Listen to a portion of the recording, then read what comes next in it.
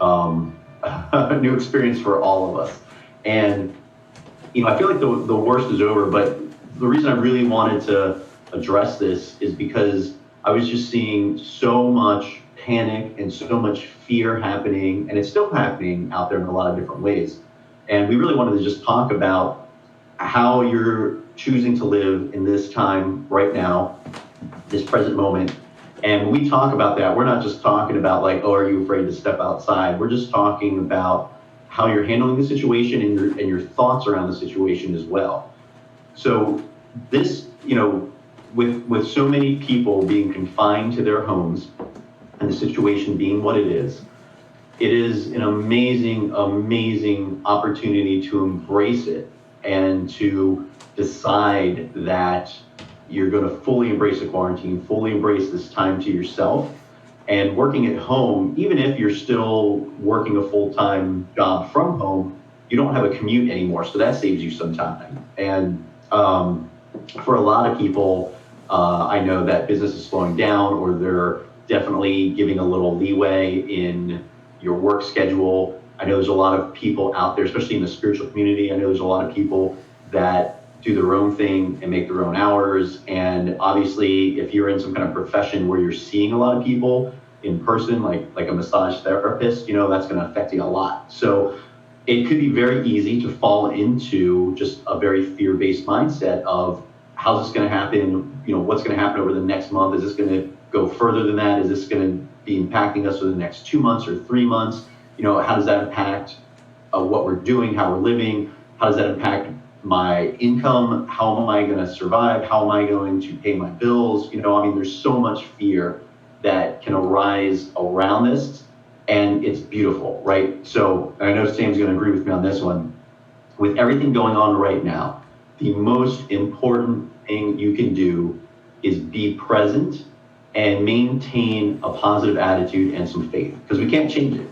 We're not, well, maybe we can, right? Maybe the entire world sat and meditated together and put out positive energy, we might actually affect it and make a very quick change. But, shy of that, right now, we are all basically confined to our homes for the next several weeks, maybe longer. So the only thing you do is accept that. And you're only going to help yourself if you can embrace it. This is a perfect time to spend extra time with family, to spend extra time doing creative things, work on a project you've been wanting to, maybe write a book, maybe journal. Absolutely perfect time to, if you haven't been exercising, start an at-home exercise routine. Technology is beautiful. It's allowed us to do so much stuff from home. Like right now, we're connecting with you from home. You can connect with so many other people through video. So, they call it social distancing, but it's physically social distancing yourself. You can still catch up with people, talk to people you haven't talked to in a while, do some video chats with some people you haven't seen in a while, and meditating. Absolutely perfect time to embrace meditation. If you don't meditate, it's a great time to start. If you are a meditator, it's a great time to get back into a regular practice and meditate a little longer than usual, both on your health and the health of the world, and just getting in touch, with yourself in tune. So, okay, so, we title this Fear or Faith, because that's really how you choose to live, So I'm sorry, I just realized I put a typo in my sentence. It's fear or faith. I got an extra F in there to be funny. Anyway, so fear or faith, because when this all hit, there was so much fear, and we all saw it, like people panicked, and the media did not help. Both mainstream media and social media, neither one helped fears, but this is really where it is up to us. It really is up to us how we choose to handle this, regardless of what's happening around us in the world, regardless of what the media is telling us. There was a 2020 special on the other night. I watched all of maybe 5 minutes of it and turned it off, because they're showing everyone in their hazmat suits and talking about how we don't have enough health, we don't have enough help, we don't have enough of this, we don't have enough of that, and Trump's not doing enough, and all this stuff was all about not enough and trying to create more panic in people and more fear in people. And so it's up to you not to let that in. This is the situation position we're in. Like, here we are, coronavirus has hit, and it is, become one of the fastest spreading diseases that we've seen throughout our lives. Like, we've had SARS and bird flu, and we've had some other ones. And for whatever reason, and I think part of it was the internet, this just became a much bigger sensation and spread a lot faster through media, I think, than anything else. And I don't want to make light of it. I'm still hearing that the flu kills more people every year than this does, but the difference is that this spreads a lot faster, and we don't know a lot about it. When you don't know a lot about something, it's harder to control it, So what we can control is how we deal with it, and how we deal with ourselves, and how we deal with our emotions. And here's the thing is, the majority of the people getting this and getting sick, they are getting over it. They give you numbers like however many 100 people are dying, but you have to look at the percentage. What percentage is that? It's a small percentage out of the population of the United States and the population of the planet. So it's very important to keep things in perspective. And it's very important to keep your mind focused. So again, it's a perfect opportunity right now to use this time. I believe absolutely everything happens for a reason. This is happening for a reason. There's a very good chance that when we come out of this and everybody emerges from their homes,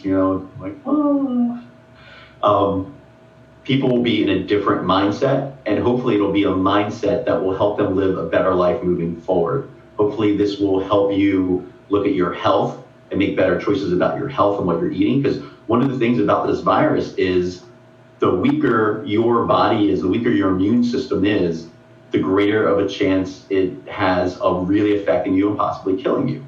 And the people that are healthier, it doesn't affect as badly. So use this as a top opportunity to really look at your life and what you've been doing up to this point and how you want to live moving forward. So if something like this happens again, your immune system is ready for it, your body's ready for it, your mind is ready for it. So go ahead, Tim, you want to add something? No, again, I agree. That perspective on the statistics, it's very easy to get caught up in the fear, and the statistics are showing us, if the reports are to be believed, which I think they are, that this is not as deadly as some others, but the really scary part is it seems to spread fast, and the strategy of points of contact, that's something I did want to speak to briefly. When this first got going last week, 2 weeks ago, some responses from people was to kind of say, well, I'm not going to let this stop my life. I'm not going to let this rule me. And well, that's a great response. Now looking at it going, well, no, it's not about stopping life. It is about changing some behaviors. So limiting points of contact with the social isolation, it's not a movement. It's a healthy action at this point. It's not a disease of thinking to say, oh, I'm going to limit my points of contact. I'm going to stay in. I'm not going to do as much unnecessary traveling. It's one thing to say, I'm not going to let fear rule me, and it's another to say, I'm going to be foolhardy. We each have to decide where that line is for our lives. Me at first, I was like, I'm going to do my meetings with my men's group in public. I don't want this to push me away from connection. Connection is very vital for me. And now, after thought and looking at it, going, you know what? Staying in my home, this is the internet world. There's no better time, really, for us to stay connected while staying safely separated. So there's a fear in there for me around, being separated and being over-controlled and letting something like this separate us. And the clear response is what we're doing today. Get online, get a camera, get your phone up, talk to people, call people. You don't have to be physically next to someone or with a group of people to have meaningful connection. I think that's something that, in my thinking at least, has changed. Perhaps for the younger generation who grew up with this, it's a more immediate jump to, I'm not feeling a difference because I use phones to connect all the time. I grew up in the woods, so I don't automatically think about internet and phones being the way of connecting with people. So for me, that's a change. Maybe that's there for others as well. It's worth mentioning.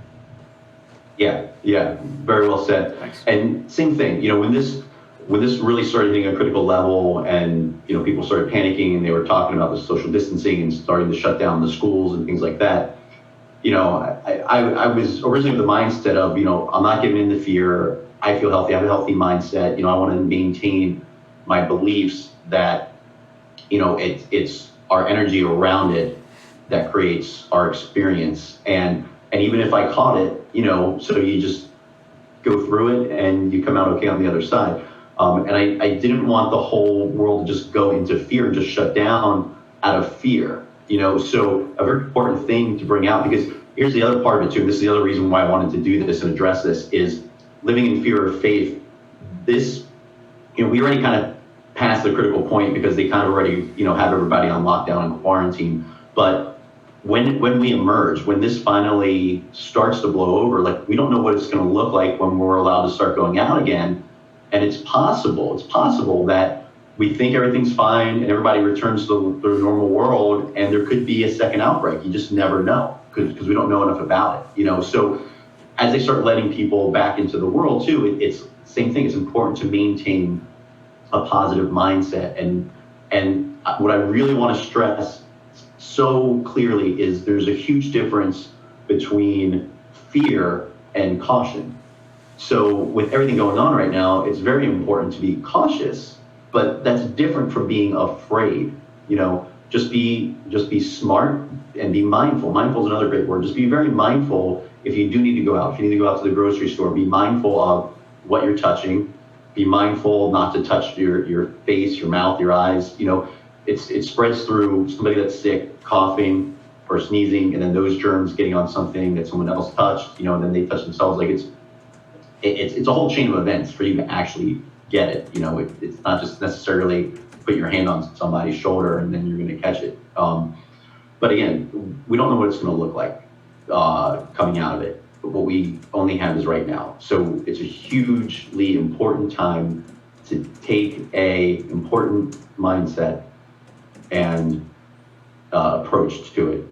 One thing I had to do this morning, Wendy and I weren't sure what was going to happen with practical things like bills. In many ways, our business has stopped. There's a whole lot of things that just aren't flowing the way that we had planned. We've had to change a lot of our classes in person and shift them. We're trying to shift the ones we can to online, but it's disrupted our schedules. So now we're like, okay, well, this is a very interesting financial situation, which, sometimes we don't want to talk about finances. And I think in something like this, it's important to broach the subject. So we called Verizon today and said, hey, what plans do you have down the road if this becomes a long-term thing? What does Verizon have as far as keeping us connected? Because our phones, our internet, that's a way of staying connected to the world, not just for the fun of Netflix and the enjoyment of leisure during hardship times, but also practical, healthy things like connecting with family and loved ones, but also being able to hear any important live news updates if the president were to use the emergency broadcast system or other channels like that. We want to know what's going on. We need to be able to stay informed if we need to hear something. So the question to Verizon was, if people can't pay their bills in the upcoming weeks and months, what is your plan there, so that as we're talking to people and for our own sake, we can know that we're going to have service, we're going to be able to stay connected. And the answer was that they have grace periods that they're implementing. All you got to do is call your service providers. Don't jump into the story of fear of, oh no, there's no money and I can't buy food and I can't pay my bills, I'm going to get shut off. Pico is responding by allowing people to, defer their payments out. Call your contact service providers. Don't just assume the worst. Call them and say what your situation is. A bit of communication, a bit of just showing up responsibly can create a forward path of projection that's much more blessed with opportunity. If you stay silent and just assume the worst, you're going to get the worst, because that's what you create in your head. And when you stay self-isolated in that story, you can't do anything. So my advice to people who may be facing that kind of hardship is go to your points of contact there and say, look, this is my situation. How can we make this work well? And voice your concerns. Don't be afraid to speak up and ask for what you need. This is the time for that. This is not just a soft crisis. This is a this is the most life-changing thing I've been through since, I think, well, maybe ever. I was going to say the Challenger exploding in '86. That certainly affected everyone. I remember school stopping. But this is bigger than that. This affects everyone on a larger level. So, this affects the entire world directly. Obviously, money is a huge one, you know. So, and again, this is a perfect chance to really start embracing faith on any level. When I say faith, I'm not talking about religion. I'm just talking about positive attitude that, you know, things will be okay, because things are always okay. We hear about the Great Depression. You know, we have no idea what it was like to actually go through that time. But it passed, and the world recovered, and it moved on. You know, so whatever happens from this virus, however it affects the world, however it affects people, however many people die from it, you know, there's going to be a time to really feel that, to mourn anyone you know that passed away, to, you know, even just process the feelings coming up around how it may affect your life and the world moving forward. But the world will move forward. We will move forward. Everything moves forward. So it's just a matter of holding on to your faith and not giving into fear, and hugely not giving into fear with whatever happens with the media. You know, I really feel like this is being handled very well, and that everything is under control, and the fact that they went into a quarantine so quickly. And you know, I did the same thing that Sam did, where I really wanted to fight it in the beginning. Like, hey, I feel fine. I want people to still get out and connect. We're still going to have some events. I still had my movie night, you know, last Friday.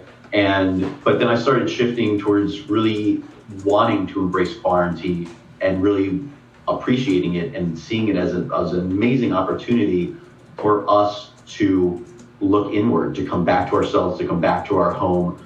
You know, it's, especially, I mean, we don't know how long it's going to be, but 2 weeks, even a month, you know, is not going to kill you to stay inside and look at yourself. You know, it's a perfect time to reflect on your life. And if you don't meditate, journal. Pick out a journal, you know, look at old pictures of yourself and your family. It is a perfect time to reflect on everything that has brought you to this point in your life, who you are, how you've gotten here, and where you want to move forward. Perfect time to create some lists to start manifesting the future that you want. Start talking, you know, write down the job that you want to have, you know, the trips you want to take, the vacations you want to take, maybe create a vision board. You know, I like lists, and I like physically writing down lists. I think it helps like solidify it in reality. You know, make lists of what you want to see when this is all done, you know, where you want to travel to when everything is safe, and start putting out those positive thoughts now that this is blowing over, everything's going to be fine, the world's going to be better than it was, and the world's also going to be better equipped to handle something like this if it happens again, you know. Now, the biggest thing for me, because I have kids, so all of you that have kids, I think the biggest shift was whether your work was sending you home or not. All of a sudden, kids were home from school, so there had to be an adult to be there. So all of a sudden, you know, either one parent has to be home, you know, every day, or you have to coordinate with neighbors about who's watching the kids, and then you have to worry about, well, you're going from each other's houses, like what's that going to look like? So, you know, luckily, again, with technology and where we're at these days, it's very easy, I think, for a lot of people to work from home, to work remotely. And even for the kids, it's a beautiful time in technology in our lives where they can still do so much work from home. And a lot of the stuff they do is already online, you know, logging into these different websites and all that kind of stuff. So it's a great way to really embrace what's happening, spend more time with yourself, spend more time with your family. And Sam, you're, I don't know, do you have anything else you want to add? You're doing a great job covering lots of things, and I'm monitoring various feeds too. So I'm more distracted today because of the background tech work I'm doing. Okay. Nothing highlights in my mind. Okay. Yeah. I would love to hear from others what they like to do during these times. Are they finding this a refreshing break, or is this simply a very scary, off-putting time? I'm very curious.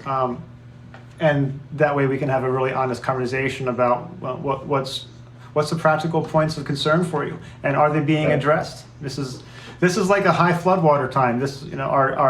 We're not experiencing property damage. We're experiencing potential health risks. But many of us may be sitting here going, it's inconvenient, and I'm cut off from my comfort zones. And what do we have in place as our self-love behavior that we can fall back to or bring forward more? I know for myself, I enjoy being very busy, and when I'm cut off from my ability to be productive or be proactive or be creative, I go through an itchy period where I don't know quite what to do with myself.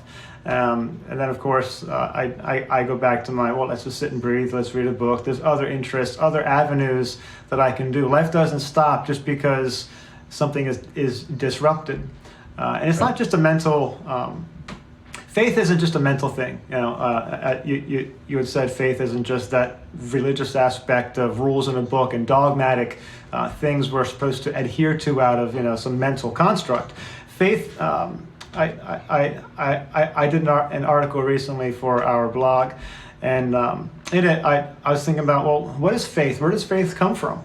And faith seemingly comes from within, but I think faith is something that's sourced externally from us. Faith is a spiritual gift, and spiritual gifts come to us from spirit, and it comes up through us like a wellspring within us that then we can share those gifts with the world, but we first have to have it for ourselves and be open to it. So faith, to me, faith is an opening within myself to allow for something that my mind can't conceive of. My mind is really good at drawing from my past, the pain of the past, or successes of my past, and projecting a story of what the future is going to hold or what the present moment is made up of. And so my mind filters out my reality. So I'm never ever seeing all the possibility around me because of that filter. Faith is something that when I open up to it, I allow it to move through me. It's a spirit. And as the spirit moves through me, my elevated mind can perceive of opportunities and possibilities and outcomes that weren't evident to me before I stepped into faith. So for me, faith is an actual shifting of my spirit. It may come through as that voice, right? That calm whisper in the storm. Well, here we are, folks. We're in a storm, and the media is yelling at us, and the fear is yelling at us. There's a quiet whisper of a voice that says, be calm, be still. You're okay. You're going to be okay. You may not get what you want, and you may not get the outcome that you want. And there is going to be an outcome. This is going to pass. There is going to be life after this event. It may look a little different. It may look the same. We have an opportunity to change ourselves now and to step into faith. And it may not be that adherence, faith of the law. It's a faith of spirit. Get above the problem. Get above the situation. Get above the fear and consider and take a breath. Create that space in your life. Turn off social media for an hour. Turn off your usual distractions for an hour. Sit with your emotions. Process them. Cry. Yell. Scream. Hit a pillow. Get the emotions out of the way by feeling them. Don't push them down anymore. Bring them up, feel them, get them through. And once you've done that, then we can begin to look at the stories, the things that those feelings were attached to. Let them go too. Create enough space for that one voice that doesn't go away. It stays persistent, and learn to trust it. It may be a voice that's familiar and you hear it every day. It may be a voice you haven't heard in years. And so you don't know if you can trust it. Well, if you know that what has been working for you isn't working, try that new voice out. Use discernment, flex those muscles, and see if there's a way that some new guidance can enter your life, or that familiar guidance can support you more. Make some space, stay calm. You can go back to Netflix in a while. It's not going anywhere. But the important thing is you take care of yourself during this so you can be present with yourself, but also with your loved ones, and then as you come back out of this, with the world. That's what I would say about that. Awesome. Very beautifully well said. Very nice, my friend. Thanks. And that's perfect, because it was one of the things that I wanted to hit on, which you just did, is really important to feel everything that you're feeling right now, and look at it and process it and embrace it.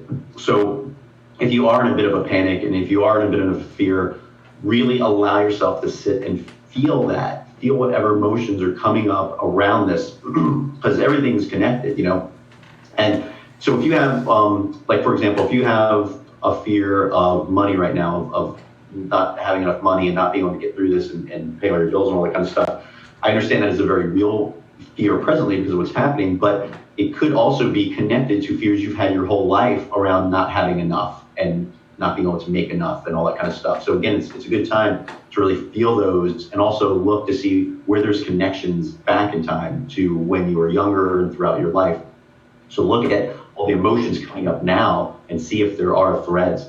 The last Spirituality Live that me and Sam did was about confronting your wounds. So if you missed that, you might want to take a look at that episode as well. We can post a link to it. And it's really about sitting with yourself and looking at your triggers and your pain and what's caused it along the way and how to help yourself, deal with it and get through it. So feel it all during this time. There's some great comments being shared here. Mike was saying about when we think of people randomly, right? That may be part of that guidance, sharing to us that impetus to call someone. If you find yourself thinking of someone and wondering how they're doing, don't stop at wondering. Give the reach out.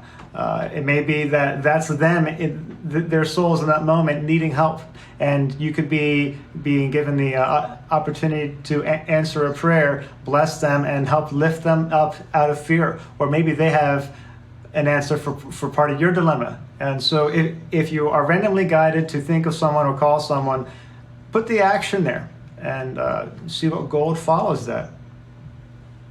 So thank you, Mike. Seeing this comment from Heidi as well about the fear of spreading it, and that's a huge fear. I'm glad. Thank you, Heidi, for bringing that up.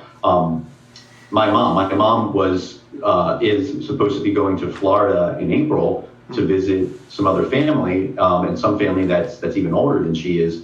And one of her biggest fears isn't even so much that she's going to get it if she travels. It's going to be that she might be carrying it, not realize it, and get them sick, and God forbid any of them passed away, and it linked back to her like having to deal with that, that you contributed to somebody close to you passing away. Like that is devastating. That is a real fear, and it's the same thing that we thought. So Sue here is a nurse, my love over here. She's also currently sick. So here I'm gonna go into two little things here. She's currently sick. As far as we can tell, it's just some kind of regular virus or flu. It's not showing any of the symptoms that the coronavirus is supposed to. She doesn't have a cough at all. She doesn't have any shortness of breath at all. She has tons of aches and pains, had a fever, all that kind of stuff.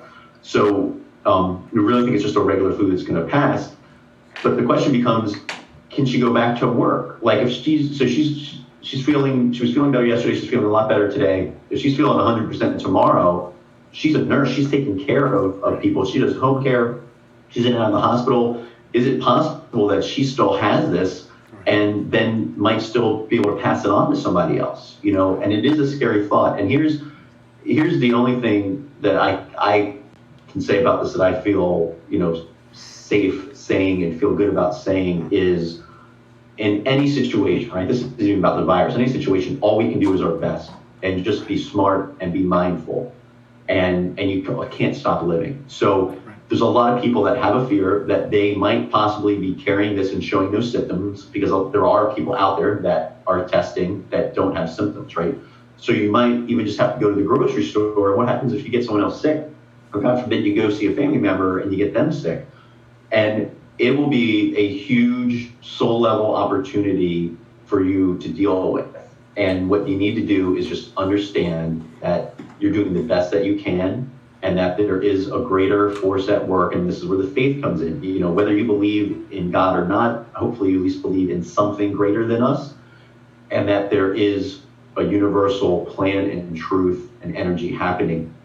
And so even if you could prove that you ended up getting someone else sick, and it's hard to prove it because of what's happening right now, there's so many points of contact that it's hard to say that you got somebody sick. But if you did, you just have to embrace the fact that you did the best that you can, and that this is maybe something bigger than you, that maybe it was their time, that if they didn't catch it from you, they were going to catch it from somewhere else, because their soul has a contract, and their soul might even have a contract with you around this time. Who knows how many soul contracts are playing out because of this virus, that this virus is helping to push forward, that certain people will be passing away because of this, and that certain people will be dealt to deal with the really deep hurt and guilt around this. And it's all part of our soul growth, and really try to embrace that it really does come down to that. Just be smart, be mindful, and do your best to keep living your life, and just hold the faith that everything is part of the divine plan. All right. Yeah. I think I've said everything I need to say. I don't know if there's anything else you want to add, Sam. If I sit here long enough, I'll think of plenty of things to add to it. That's the way that goes. The energy and the space that moved into all this, like the insanity and everything flying off the shelves and all that kind of stuff, it was a little crazy. And, right now we're all sitting at home, and it still feels a little crazy. And when we come out of it, we don't know what it's going to be like. It's going to feel a little crazy. But, my best advice is faith. Have faith. Lean towards your faith. Lean towards a positive attitude. This is where we are. If you're at home right now, there's nothing you can do to control what's happening out there. You've done your part. So just be smart. Take this time to connect with yourself deeply. Take this time to connect with your family deeply. Take this time to reconnect with others that you haven't seen in a while. Take this time to start meditating, to start journaling, to really heal yourself on all levels. It's a beautiful opportunity for us where we are, being stuck at home, quarantined. It's a beautiful opportunity for us to go within, really look at ourselves, connect with our family, and there's so many good things that can come out of this time right now. There really is. Because there's so much half information, misinformation, wrong information, guesswork, assumptions. The CDC is there.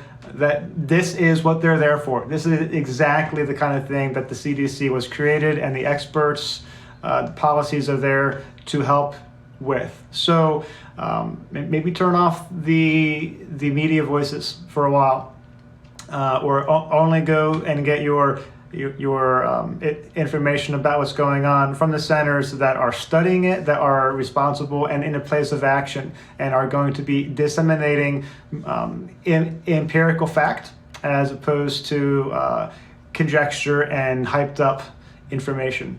Thank you for that. And I just want to end with this. There's this great post that's going around on Facebook, and I want to read it out because I really loved it. And it says, "And the people stayed home and read books and listened and rested and exercised and made art and played games and learned new ways of being and were still and listened more deeply. Some meditated, some prayed, some danced, some met their shadows. And the people began to think differently, and the people healed. And in the absence of people living in ignorant, dangerous, mindless, and heartless ways, the earth began to heal.